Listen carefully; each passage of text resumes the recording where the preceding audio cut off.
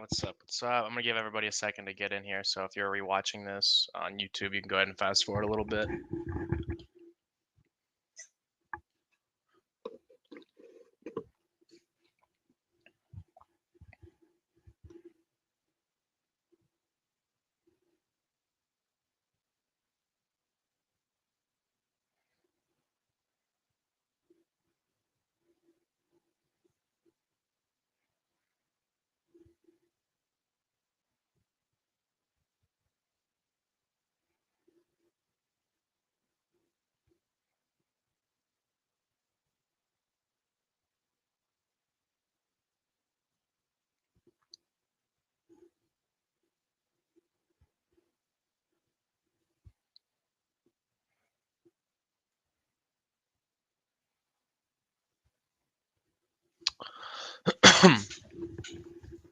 Yeah, I'll kind of go over this Bitcoin play because I got DM'd by like 3 people asking what I meant whenever I was just trying to explain the signal. Um, so I guess what people were confused about was what I was referring to whenever I listed the confluences. So sell side liquidity is just going to be this low right here. So let me switch to the arrow. Um, So we have this low. When you have a low like this, front running an imbalance and also front running a demand zone, that can be formed or viewed as inducement or sell side liquidity, meaning that a lot of retail, got long here and they put their stop loss under that. When we still have this imbalance to fill, so price can, maybe come up, even pip this first stop loss, come back down, sweep the low, and then start to really go up. That was what sell side liquidity means. Go to MPIC, see what I put next. The imbalance, that's just a fair value gap. That was what I highlighted in green. It's just the gap between the candle previous to expansion, its wick. There's a gap between that wick and the wick after it, meaning that price only delivered or offered one side of liquidity, and there's still orders remaining in that imbalance. So for every down candle, like if you notice over here, for instance, we had some imbalances uh, right there. Oops, did not mean to do that. We had some bounces there that got filled. We had an imbalance, a small imbalance, but an imbalance nonetheless there, and then an imbalance here. Now, there's no time when these will get filled or any kind of strict guideline. They can just be targets whenever paired with other parts of the narrative that you're trying to put together with price. The main confluence for me, I didn't put this in here because most people aren't going to. I thought that this would be a little simpler, but a 3 drive. So it's just a kind of ICT is the one who came up with it. So we have this first tap where we swipe liquidity, second and third. So it's kind of like just an accumulation schematic, really. I'm pretty sure it would end up being a Wyckoff schematic, but it's just the 3 dive where we start to see, once one side of liquidity has been removed from the market, we saw all these lows get swept. And then after that, you 1, 2. So there's 3 sweeps of liquidity. And then the most important part is this fair value gap because we see that displacement came into the market or a large force came into the market with intent to push price higher after we removed that last low. Um, Also, there was a fair value gap that got a couple fair value gaps that got filled over here. It's actually from the last long that we absolutely fucking killed in the Discord the other day. It was from the expansion candle of that, which that doesn't really have any relevance. It's just coincidence. Now, the narrative for me is yesterday there was news that came out about that Tesla, not news, the earning report for Tesla showed that they had sold 75% of their Bitcoin throughout the second quarter of this year. And a lot of people, people not even in the server, but um, people I know in real life were asking me like, "Oh shit, Bitcoin or uh, Tesla has sold, all their Bitcoin. Is that going to cause price to fall?" And they didn't just sell it. That was just the news. So oftentimes when we have news fueled pushes to the downside, a lot of times those are liquidity rates. More often than not, and we compare. I actually have a video about this, but it was more geared toward indices and the morning news that comes out at 8 to 10 a.m. But we can, if we have, for instance, in this example, I have this 4 hour imbalance right here, which is a good target for me. It's almost at the daily equilibrium. Ever since the macro stream, I told you guys Bitcoin was going to do this. I said Bitcoin is going to run up. My target was really around 25, 26K.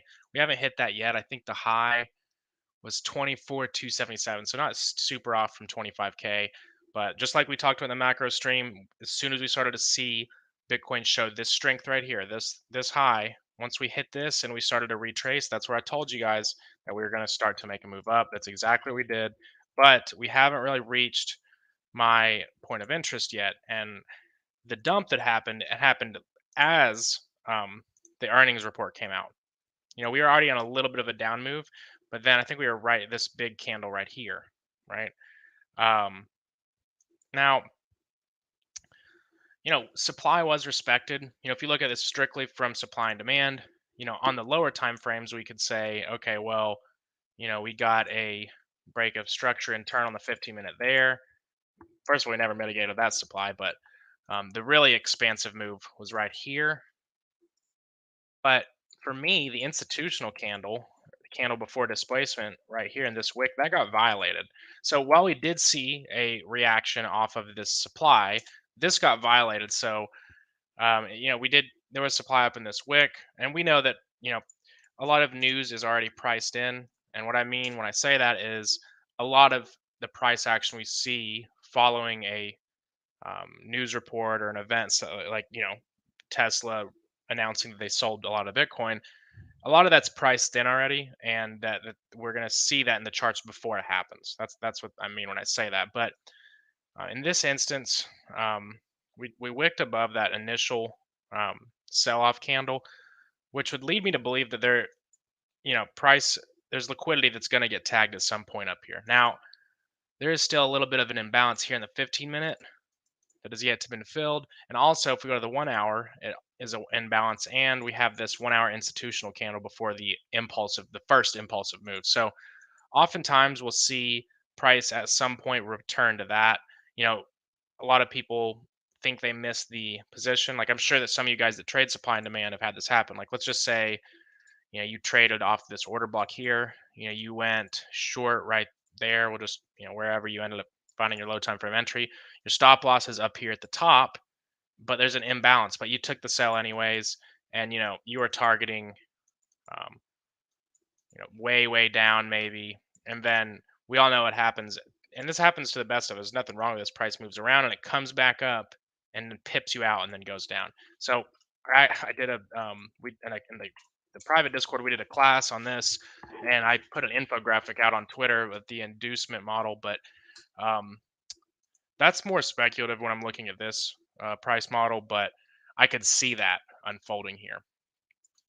So the narrative for me is that we really didn't touch any of the POIs that I wanted to, but we did come really close. So, when we're studying inducement, it's not something that has to be respected, or that is 100% going to work, but we can add that into our confluence and say, okay, well, how many times this price got really close to a point of interest that you wanted, and then it runs, you get in the trade, it comes down, stops you out, only to go to your point of interest, which, maybe you put on a trade in that zone that makes up for the loss, maybe you don't. But the point of the matter is that that high, or that initial push away from right outside your zone, it's called inducement. It's inducing you to get into a trade, because the market makers are getting that last little bit of liquidity before they push price where they intend to. Now, what do I think is going to happen after we,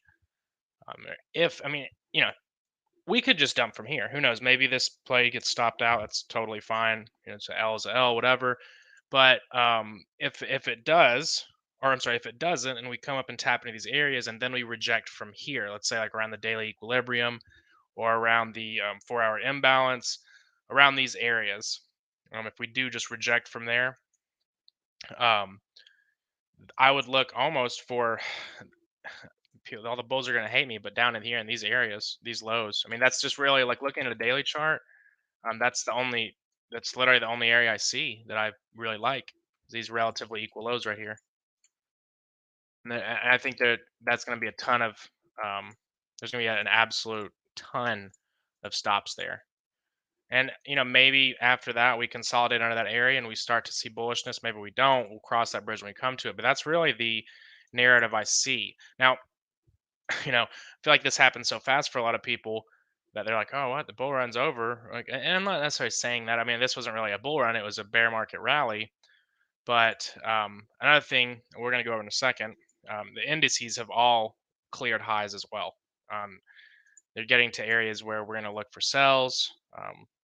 Where they're all developing, and we could see a continuance, but we're getting to those areas where going off of daily market structure, we're kind of getting to where we might see reversals.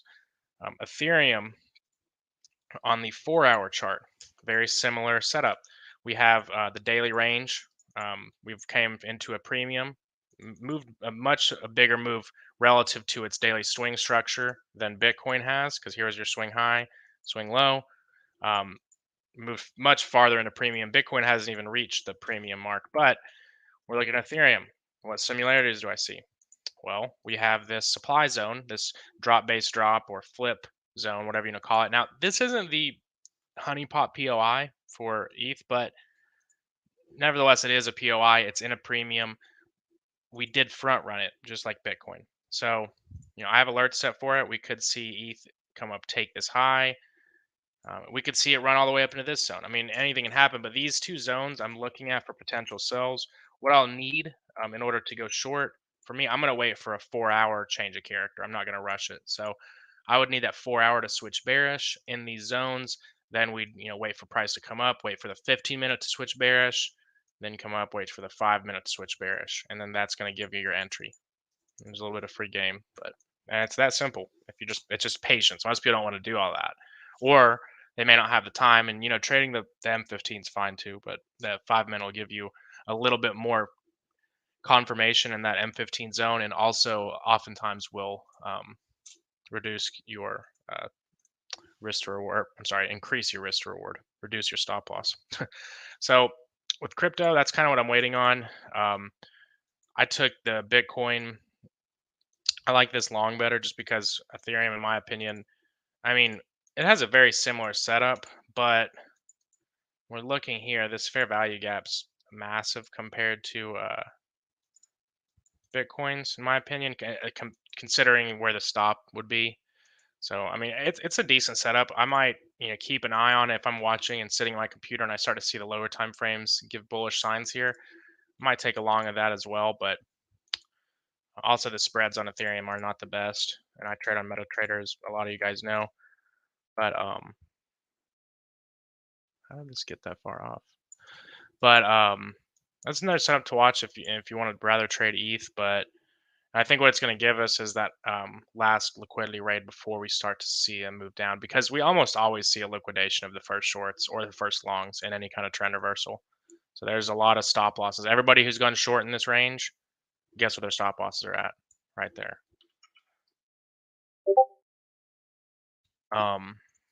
Somebody tag me in the Discord. Let me see what this is.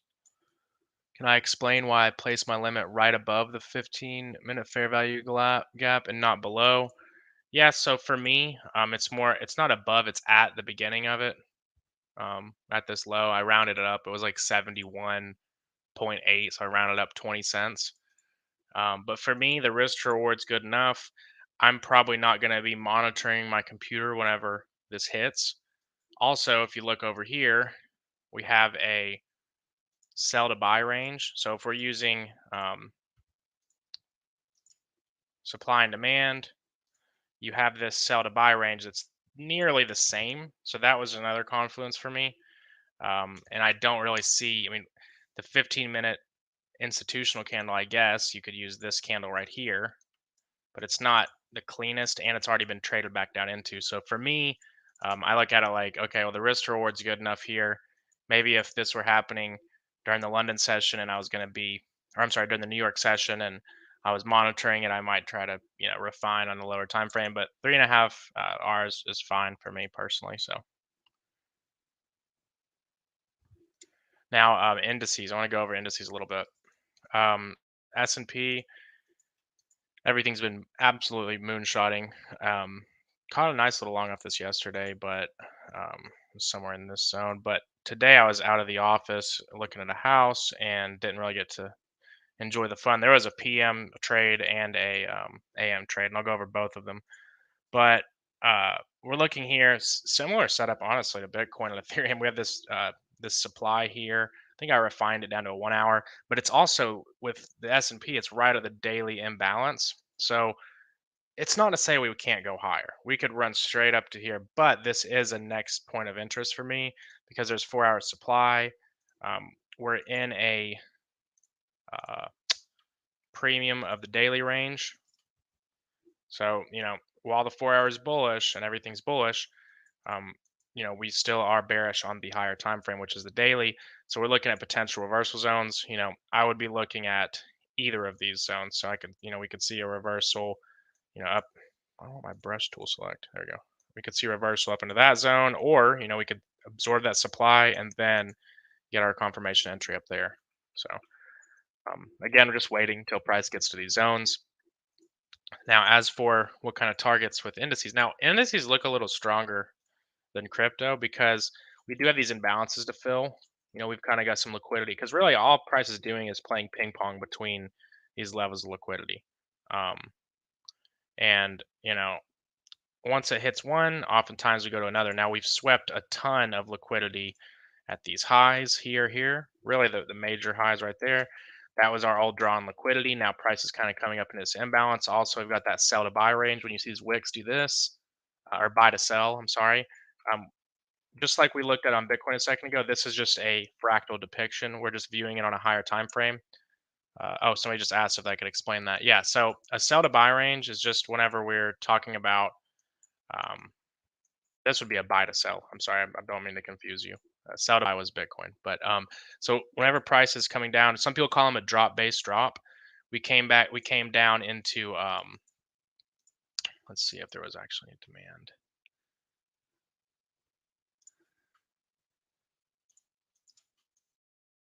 That price hadn't really hit anything of interest, but sometimes it'll happen. We're hitting into demand. If we're going to see a sell off, a failed demand zone. But what it is price is kind of just moving, and then we pause for a second. Buyers come to the market, and then quickly price sells off. So it's just a buy to sell range. It's just another type of supply and demand. I'll go back on Bitcoin just so you can see how that was a sell to buy.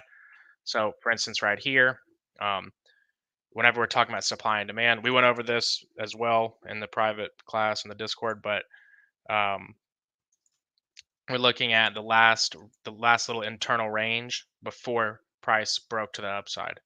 So here was our last internal range, right? Because price is already bearish, we're going to move to our most recent high. Price came, took out the low, so that's going to be our high. Here's our low. So that whole range right there was a sell to buy range. Now you have to get a break of structure in order to confirm this. Now this can be internal, like right here, but in this example, it actually broke swing structure as well, or ended up breaking swing structure over here. So that's important that we got that candle closure. That's why I drew the lines over. So I hope that answered that question, Gavin.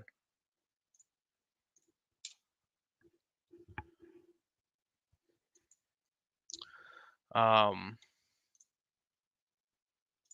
Let me go ahead and, oops, I just moved NOS. That's actually what I'm gonna go over next. But so the Nasdaq's already in a POI that I really wanted to sell it from. I'm not gonna rush it. What I'm looking for here, since the 4 hour is bullish, I'm gonna look for a 4 hour internal break of structure. Um, we've got an imbalance down here we could target. Also, there's some lows down here, but um, I'm not gonna rush it. The way I look at it, we're playing the assumption that a daily pullback might begin because with the Nasdaq, we're extremely in a premium. We're up in this daily supply. I refined down to this 4 hour supply. It's institutional candle right before displacement. We filled the fair value gap. Price is definitely reacting a little bit, but I'm not going to jump the gun, especially because I don't really trade indices personally during Asia session. I know some people do with great success, um, but I'm just gonna wait to see what tomorrow brings. The only thing that I have that's making me a little more, uh, I guess, conservative with this setup is the S&P. I want to see the S&P run up into this zone because it's similar to Bitcoin. Like I don't really see, what would make price, turn around right where we're at. Now, it's not to say it can't, but I would kind of expect us to push up into these zones. I think I made this a 1 hour zone, maybe. Yeah, it was just this candle right here, this little line. And this is example of a buy to sell range, but you can continuously refine them, because what we see here is price came down, met some form of demand, and then obviously expanded the downside. Um, so no, this is not really much to go into except waiting for a 4 hour internal break of structure. So, you know, I would wait for something like this, price to come down, then you'd have a supply zone, price to come up in there, watch the 15-minute break of structure. Now you have a 15-minute supply zone, price to come up in there on the 5-minute break of structure. So you're just layering the same formula. It's not as complicated as you think, um, but we do want to keep an eye on the S&P. Now, reason I'm looking for a short at all is because the daily's bearish. The 4 hour is obviously bullish, but even the 4 hour is expecting a pullback. Here was our old swing high, swing low, break of structure. So at once we get a 4 hour change of character in a POI, we could say that we're pulling back. Where are we going to pull back to? POIs in a premium of the new swing range. I'm just looking at this imbalance because it's right near equilibrium. You could even target maybe lower, but that's a, a fucking huge move on the Nasdaq. If you catch that, any of you guys that trade it will know that that's more than enough. But yeah, so that covers indices. Tomorrow's Friday, so I don't really want to find anything. I'm going to swing to the weekend most likely, but we'll see what the morning brings. Let me check really quick what the news is tomorrow. I feel like if I ever have even like a day out of the office, I feel like I'm like, I don't know how to explain, like, I'm, like, out of the loop or something. It's just weird 'cause I'm not used to it. No, but oh, wait, yeah, there's PMI at 9:45. Yeah. A lot of volatile news for the euro this week. It's funny. We're kind of just trailing into what I was going to talk about next. So with the euro, um, this morning, um, euro JPY gave Uh, it came up, rated liquidity, came into this 4 hour POI a little bit more. I posted this on Twitter. I originally was watching this area, but the European Union had interest rates this morning, and they raised them twice as much as was expected. So I'm not going to go into depth of why, but that's huge. That's recession written all over it. And I think we all know that the European Union's not really been in a great position. I mean, the euro has reached parity with the dollar, but we've looked now. We've came up. We ran liquidity. Now we've got a sweep zone. So a sweep zone is just a supply zone that swept liquidity. So this is a very high value POI. I'm watching this 1 hour order block, 1 hour demand or supply zone, whatever. There. If I get a 15-minute confirmation, I'm probably just going to short the M15 because with euro yen, I'll be targeting these lows all the way down here at it's like 136.85 or something. 86, yeah. So I mean, I think this is a really nice setup, but it's still developing. We want to be patient.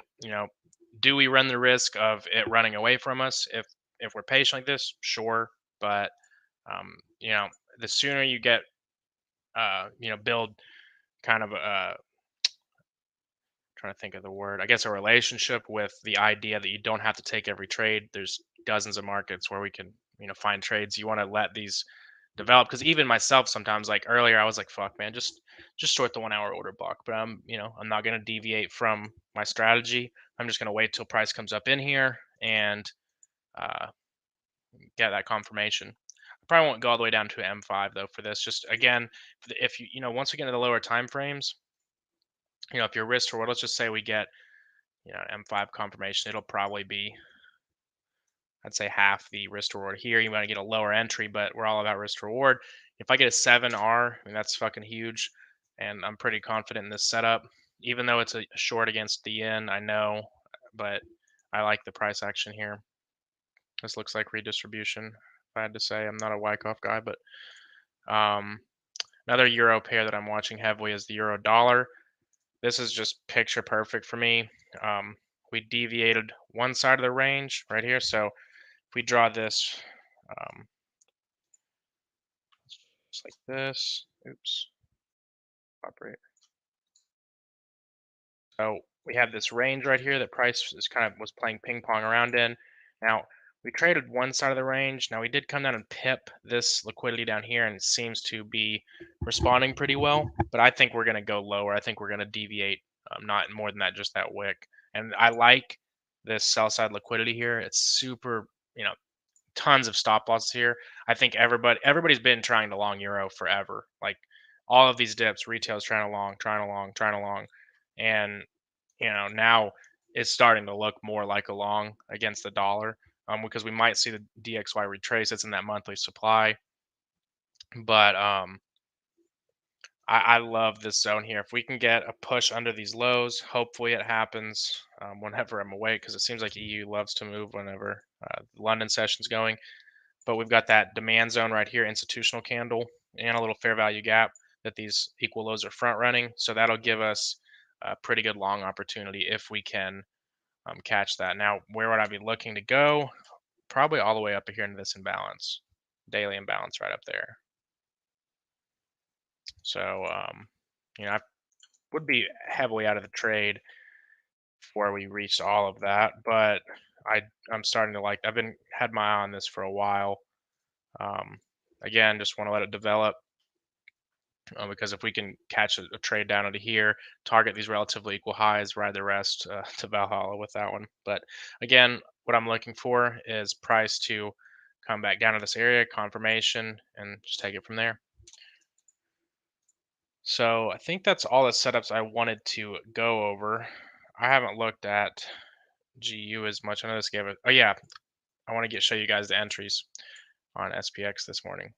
So go ahead and just throw some timestamps on here. 20th. Okay, so there's that. And the New York lunch.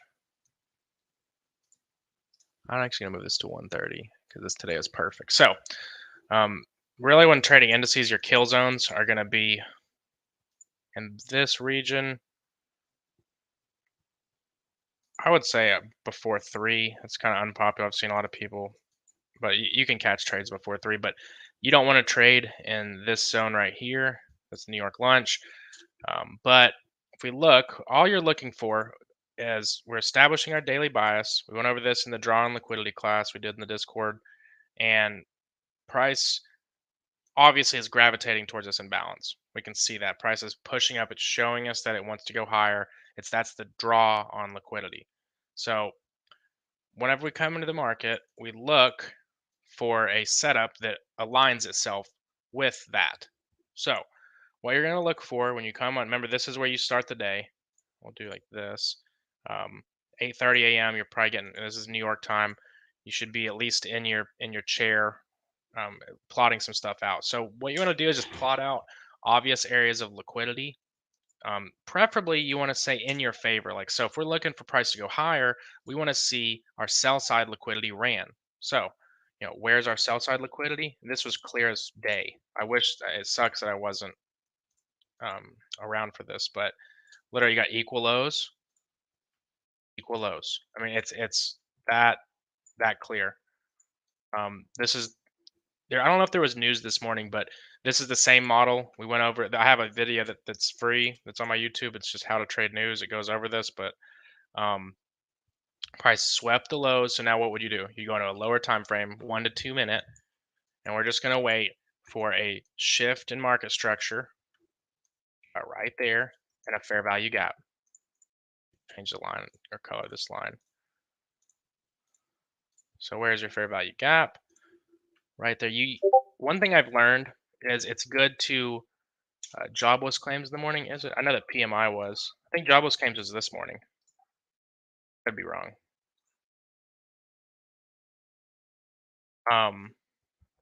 Are you saying this morning? You might be saying that. That's actually what you were saying probably because I'm talking about this morning.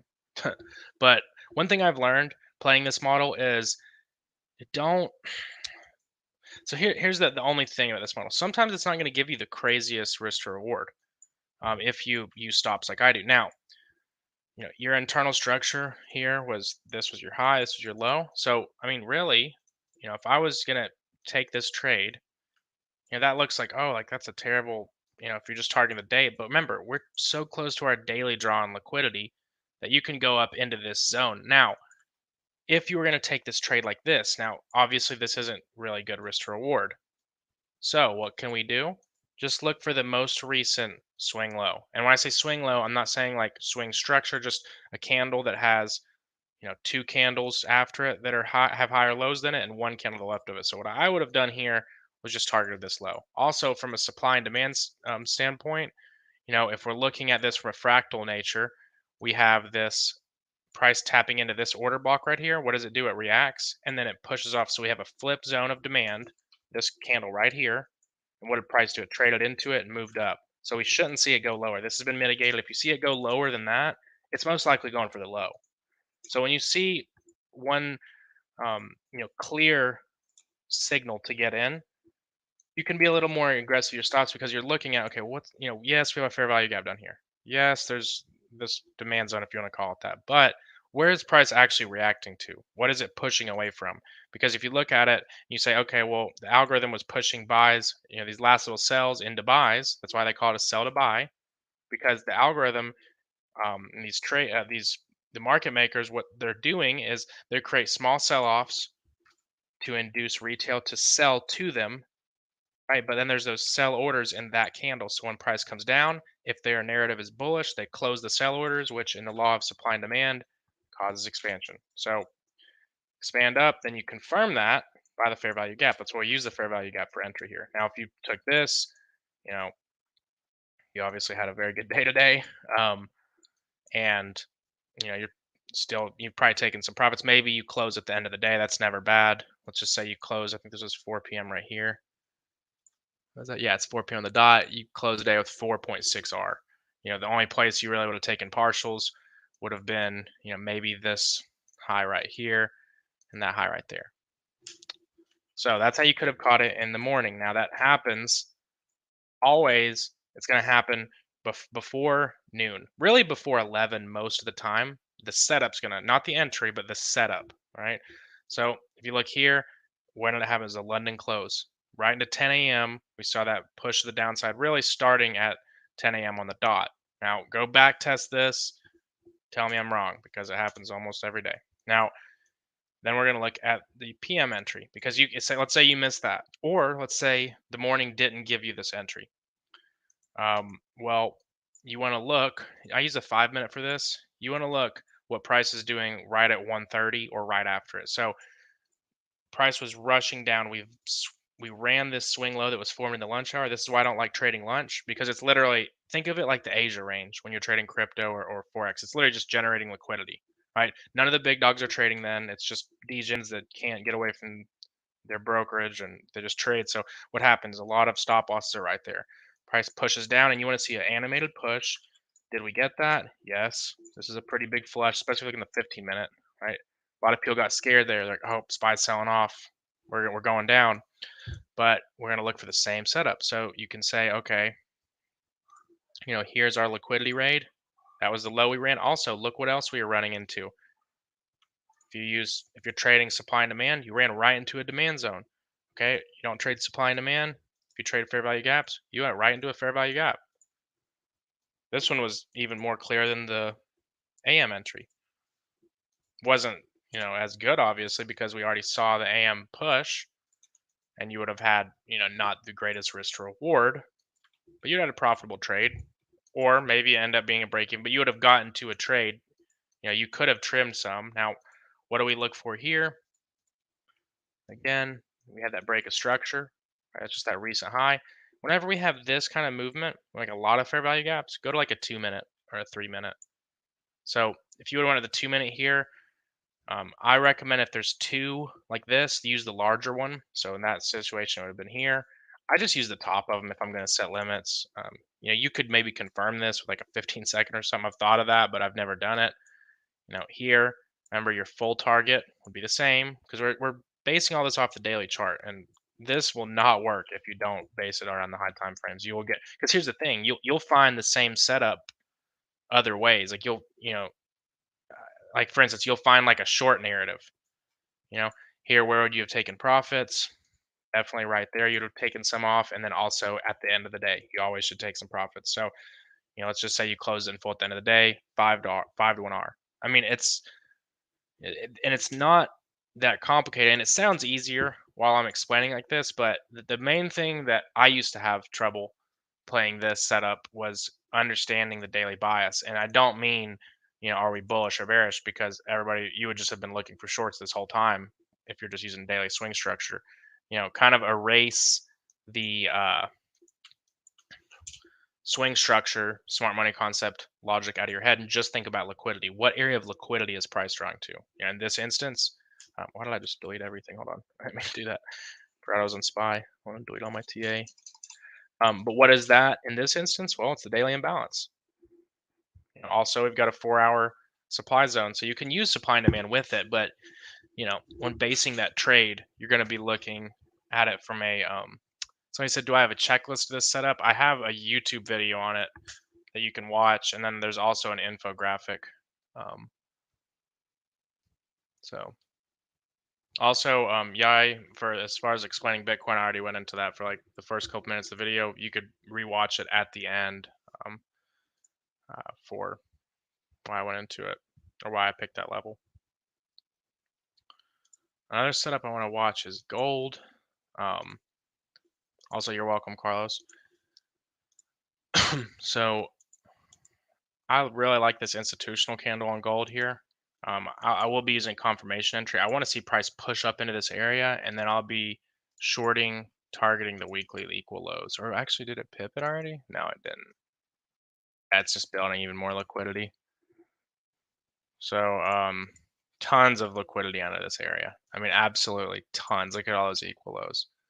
Everybody thinks that this is going to hold on gold, and we might push up even farther before we come back down into it, because you'll see, let's just say, okay, this last time right here, when everybody was probably trying to short to the equal lows, what happened?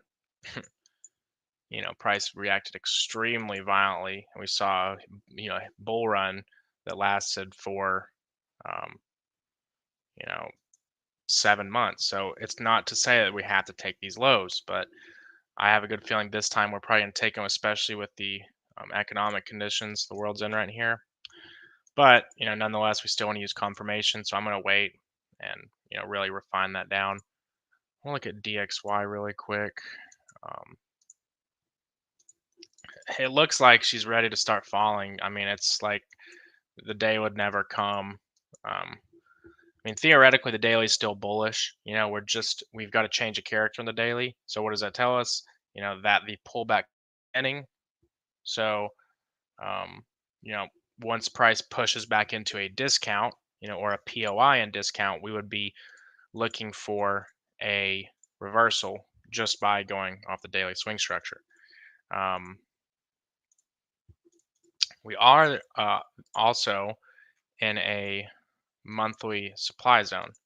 Now, it's not, we'll just draw the whole range to keep it simple here. All right, let's just do this candle right there. So we're in that monthly supply zone. We've filled it up almost completely. Also, I mean, it's, DXY has been, flying for quite some time now, especially these last couple weeks. It seems like it's just been relentless pain in all markets with anything to do to the dollar. I don't know why. It seems like my connection might be slowing up a little bit, taking a little time. But so on the 4-hour chart, 4-hour charts are actually switch bearish. We know that whenever we're looking at the daily internal structure, it's often the 4-hour swing structure, which in this case, that is what's going on. We broke down, failed demand right here, showing the supplies in the market. Do you have this front ran zone right there? These highs above it. This So we could see a push back into that. Overall target right now would be back in this 105.54 region. And that would give us one last little push on indices, on forex pairs that start with USD, or I'm sorry, that end with USD, or Bitcoin or crypto. So that would be nice if we could start to see the XY run down. Now, at that point, it would be more decisional. You know, in order for us to confirm any kind of bull narrative for anything denominated by the dollar, we need this to start really breaking down, which we have no reason to assume that it will. Just because we're in a reversal zone does not mean that we will reverse. One thing I want to check though, oops, is there's a fair value gap on the weekly over here that we tapped into right here. So let me go ahead and move this up here. It's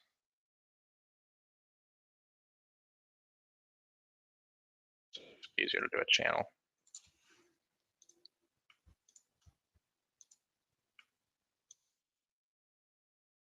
So I want to see. Price hasn't even really traded into it all the way yet. So I would, it's similar to Bitcoin. I mean, this weekly fair value gap, we could see maybe a slight wick above that into that, which would break the supply. But I would really like that if price would push up into it after coming down to this area, because that's going to give us a huge sell-off in all markets. It would go along with the narrative that is being presented to us at this current point with indices and Bitcoin swing structure, and would push everything down a little further. So yeah, I mean, everybody who watched the macro video, um, you guys were prepared for all this as far as the market's running. I even put it on Twitter, so everybody should have seen it. But um, yeah, if there's any questions, go ahead and run it. I know, yeah, you wanted me to go over Bitcoin. I don't mean to be a dick at all. I'm not saying I don't want to go over it again. It just would be easier for you to see it whenever I first went over it, because usually the first explanation I give is going to be better than if I reiterate it. But if you guys have any questions, go ahead and throw them in the comments. If not, I'm going to hop off a little early tonight. I know we usually go an hour, but kind of went over a lot already.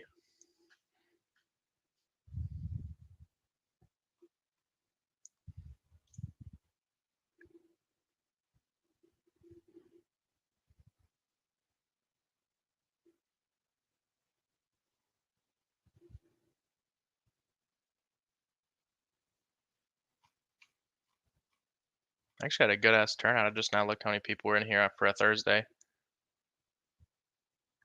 Usually Thursdays are How you pretty doing, dead. Casper? Was good, bro. Hey, fucking, I was actually telling my boy, you need to, at some point we need to hop on Raft. I've been going hard on that shit.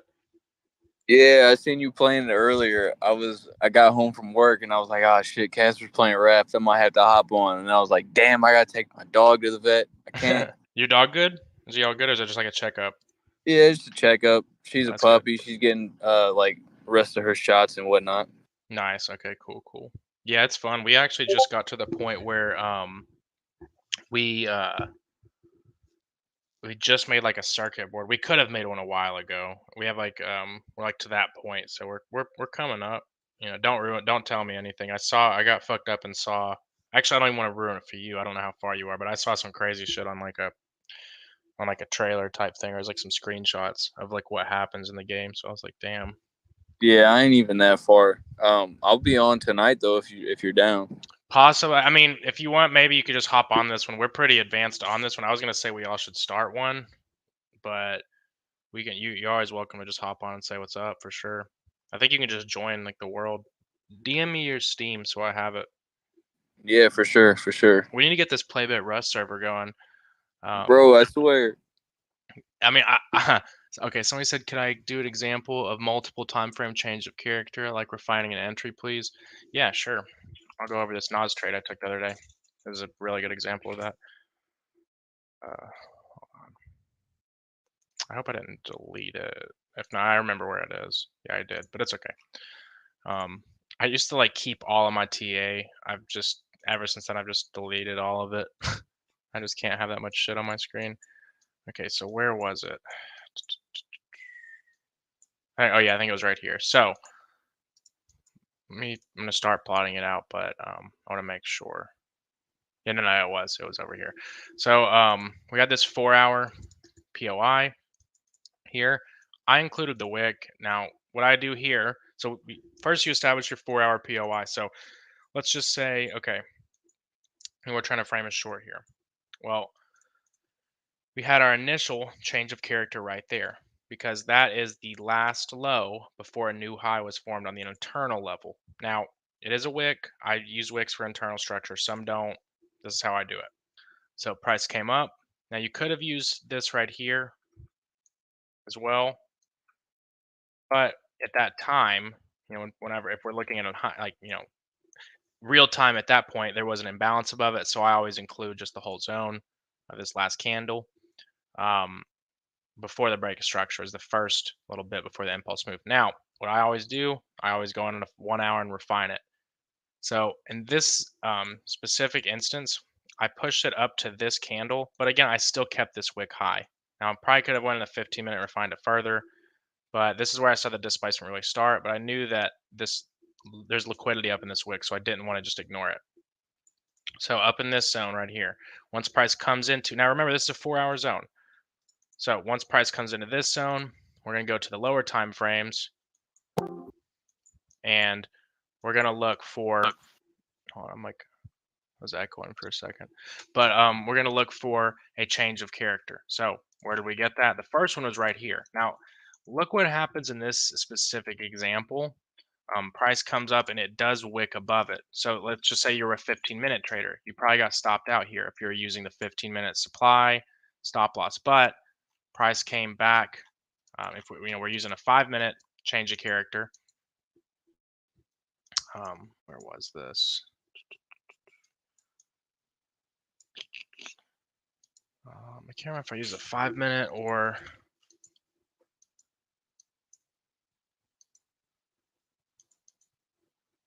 I think I might have just jumped to 1 on this. So you could just use a 1 or a 5-minute in that instance. After we pipped above it, a lot of the times when I'm day trading indices, I'll be using a lower time frame. Oh yeah, so this is what, and I think this was that lunch. Yeah, that was the morning lick rate. So that 10 a.m. model, this is an indice, it can be used. So there was a change of character. Now we did wick above it. So once that happens, we can sometimes say that's in a liquidity raid, especially at this time of morning. So then you would look for break of structure to the downside. I think the displacement, let me hit the rewind because I'm getting tired of having to fucking scroll around. I think the displacement was on it was a small, if I remember right, it was like a tiny fair value gap on one of these lower time frames. Have to be patient with it. As soon as we hit this replay button, it's like fucking slow-mo. Oh, there it is, right there. Yeah, it was a tiny ass fair value gap here. So, using the indice logic, also, look what else this kind of coincides with is this last big up candle for the down move. Now, this is too big of a zone, so we can refine it. Also, another thing, I'm not a big user of EQ, but if you look, that if we use EQ on this range, it was really close to that fair value gap. So I just took a trade off the fair value gap. And price came back up into it. I'm going to go to 5-minute to make this quicker. It actually almost stopped me out because you would just use the high right there. So this is kind of a mix of a change of character and fair value gap. But really, the original confirmation came from that 4-hour change of character. Then we layer it into the low time frames. So I hope that helped. I know that was kind of a little bit of two strategies there, but the initial change of character was there. Then the 15 minutes showed weakness with a closure, but we did get that liquidity raid, but that's what we look for. If we're looking for a bearish narrative to play out, we're looking for the buy side to get raided, especially the indices. Like if you try to just trade supply and demand on indices, it works, but you will get wicked out a lot in this kind of scenario because using a 15-minute confirmation, you shorted, I don't know, maybe it was this candle, maybe it was the last up candle before the down move, say you shorted here and Your stop loss was a couple pips above this. I mean, unless you put it a ton, which I don't know why anyone would ever put $8 or $9 above the area. You got wicked out and said, okay, well, the trade's not going to work, and it definitely went without you. But that's kind of the bias came from the change of character, and then I used the same strategy I always used for the entry. And then it ran pretty far. I didn't hold it um, all until the end. I had a runner, but this is right when we started that bullish move to the upside. Was right after that, because at the end of the day, here, all we were trying to do at that time back in there was come down and fill this imbalance, which we didn't even tap into it. But you don't want to hold that. That was where the bias came from, because okay, the 4 hour, we had that supply with a change of character. Okay, what's the daily bias? Where we had that draw on liquidity, which it actually didn't get tapped. But okay, awesome, it did help. Cool. I was hoping, because we kind of went into a different model there, but and that's just an example of, once you, I don't recommend trying to mix up stuff whenever you're learning, but once you've used both, and you get the you, you you get the practical nature of what's going on. Like I always tell people, and I see it happen a lot when people learn order blocks or supply and demand, they get like almost too, like, I don't know how the word. I don't want to say too you know, book logic, because that is what we're using. But like, for instance, like, if we see a clear imbalance or another clear area that your brain's telling you to look at it, but you say, oh nope, it's not the last candle, I can't do it. Once you get a feel for stuff, you want to look at stuff from a practical perspective, because at the end of the day, we're just using candles to tell us what's going on and to tell us what the market makers are doing. So if you're getting that, you don't have to be so 2 + 2 = 4 about it. Once you get the hang of things, you'll be able to kind of navigate, more like you're in the field. It's like anything. Like, you're not gonna read a book and go about how to swim and go fucking swim. You know, um, you might get the idea of it and get the general, first beginner feeling of it, but how are you gonna swim? By trying to swim. Same thing with trading. Um, that's why it's really easy, to maybe learn a concept sometimes, but then applying it consistently over time, you find difficulty, because not everything is the same, and not everything's so cookie cutter. But I'm gonna end the stream on that note. I appreciate everybody for coming through, and we'll hop on tomorrow at 7 Eastern, and I'll be trading tomorrow. I was out of the office today, but I will be watching stuff tomorrow, mainly watching indices during the New York session, and then hopefully EU if it comes down to that level we talked about.